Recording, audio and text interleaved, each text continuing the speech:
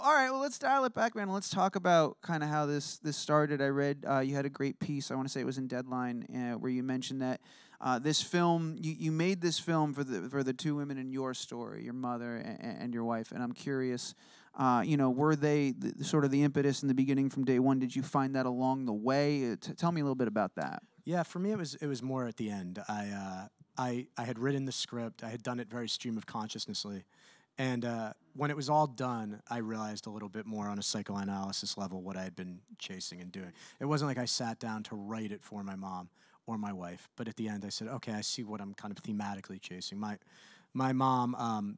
My mom passed away 10 years ago. It was the kind of body blow of my life, and it was the one that I didn't know for a while. I was a 30-year-old guy. I didn't know if I would get off the mat. And about a year to the day after that happened, I met my wife. And so I wasn't sitting and actively thinking about any of that, but I was writing about a kind of love and relationship like I have with my wife.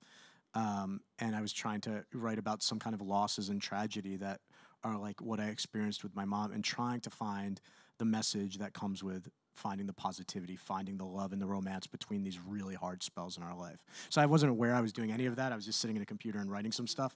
And then at the end, I was like, oh, that it doesn't require a therapist for $100 an hour to try and sort this one through. Just kind of work through it there. You mentioned watching the trailer. That was 6 months ago. About how long ago were you working on this? Were you writing Life Itself? I wrote Life Itself about 4 years ago.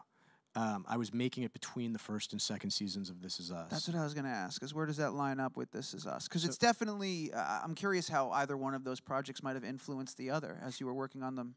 I think I was in a similar headspace in my life. They were written within a similar calendar year or two. I think I had actually written the film first and finished it after the pilot of This Is Us was made. So they happened kind of in a period about 3, 4, 5 years ago. And that was kind of how it all started.